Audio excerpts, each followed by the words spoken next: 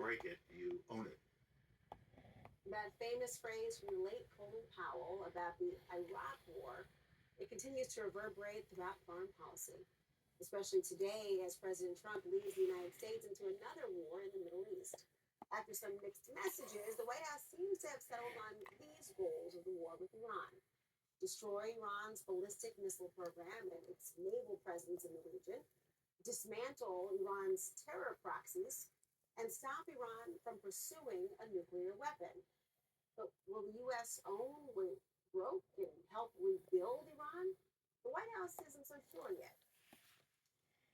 Has the president considered at all kind of how he views a U.S. role, if any, in Iran post-conflict? I think it's something the president is actively considering and discussing with his advisors and his national security team. But again, right now, the focus, minute by minute, hour by hour, day by day, is on ensuring the quick and effective success of Operation Epic Fury. I want to bring in the host of CNN's Fareed Zakaria GPS, of course, Fareed Zakaria. Good to see you, Fareed. I'm eager to talk about the war aims because the White House says it's focused on four pillars, but regime change is actually not one of them, even though Trump said he wanted to create the conditions to allow Iranians to rise up. Are those objectives the White House outlined, are those enough?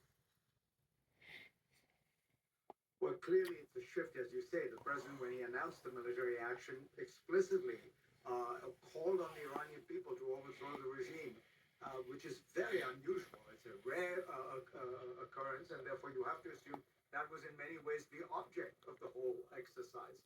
Remember, Iran had already been substantially defanged before this operation. America and Israel bombed it for 12 days solid in June last June, at the end of which the president said that Iran's nuclear program had been completely and totally obliterated, which was largely accurate. So the question is, what further obliteration is being sought? And you laid out the pillars as they put them. Look, those can easily be achieved because the United States has complete dominance in the air. It can keep bombing. The question is, to what end, and what does that leave Iran with? I think you very intelligently played that quote from Colin Powell, because what is happening is Iran is being destroyed as a political structure.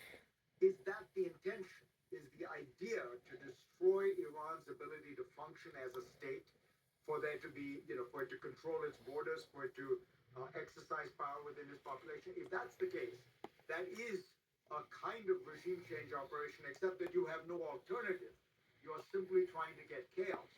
The Israeli government, and sometimes you hear this from unnamed spokesmen, admit that that may be their goal. They just want the Ayatollah regime gone, and if what follows is 10 years of chaos like Syria, that's fine for Israel. Is that fine for the United States? We haven't figured that out, and it does seem yet that step by step that is where we are heading. There are unconfirmed reports that the Ayatollah's son will be the next supreme leader. The White House says it will, quote, wait and see. But Trump, well, he made an ominous comment today.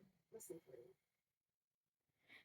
So we're in a very strong position now, and their leadership is just rapidly going. Everybody that seems to want to be a leader, they end up dead.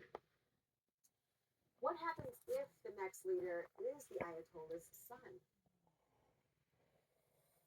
Well, I think it's a foolish move on the Iranians' part. They did the revolution to get rid of a hereditary monarchy, and here you have the Ayatollah's son becoming the leader. Another one of many bad miscalculations and mistakes the Iranian regime has made. This will not endear them to the Iranian people, but it gets back to the question of what is President Trump trying to accomplish. If he's not going for regime change, and as you pointed out, Laura, they have now backpedaled off that goal. If they're going for this degradation of Iranian power, then at the end of the day, they need somebody to hand over the country to govern. And yet they say that they're killing each of the people who are prospectively going to govern. So then what is the plan? What is the end goal? Is it just bomb everyone who leads until you get complete chaos, in which case you will get a kind of civil war. Remember, The Revolutionary Guard in Iran are tens of thousands of people. They are very well armed. They will fight to the bitter end. They will fight any attempt to have some outsider come in. So is that what the United States is trying to accomplish? This is the part where we don't understand. You know, what is the goal behind this? And if we don't have that goal, where is this bombing campaign leading? We have already massively degraded Iranian power, naval power, air power, ballistic power, nuclear power, mostly gone. So where is it heading now? It does appear to be heading toward the collapse of the state and therefore anarchy. You know, there's the question of what now, but also why now that is still very much overhead. And Trump says that the Israeli Prime Minister Benjamin Netanyahu did not force his hand to attack Iran, but Netanyahu has seemingly wanted to go to war with Iran, for decades. Listen. If you want to stop Iran from becoming a nuclear power, the only way, military nuclear power, the only way that you can stop them is with a credible military threat. And as you know, my view is that in order to stop Iran's nuclear programs peacefully, diplomacy and sanctions must be augmented by a clear and credible threat of military action. Iran's acquisition of nuclear weapons is something that is dangerous to Israel and dangerous, in fact, to the world. And I think we have to find the ways, which could include diplomatic and other ways, to prevent that from happening. That's back to all the way 2006 at that point. I mean, no president attacked Iran until Trump. How much do you think Netanyahu influenced this decision? I think that it's clear that Netanyahu has had this dream, as he has put it in a video of this, for 40 years. And this is way before Iran had nuclear weapons. This is about getting rid of the Ayatollah regime, the Islamic Republic itself. And he's a very persuasive man. He's very clearly, President Trump admires him and likes him. He's asked the Israeli president to pardon him. I think it's important to make a distinction. This is not some kind of nefarious plot that Israel has some kind of, its tentacles into America and dragged America into the war. No. Prime Minister Netanyahu is a powerful, persuasive politician whom Trump admires.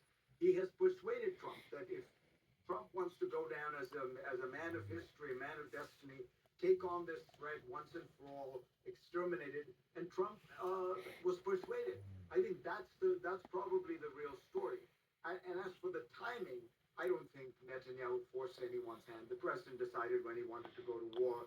And he's done this in the past, where he's negotiating with somebody one day and then bombs them the next day. That part, I think, is very, very Trumpian in a way, to keep everybody guessing and to do something that seems very unexpected and unpredictable. Trump has said as much. Fareed Zakaria, thank you.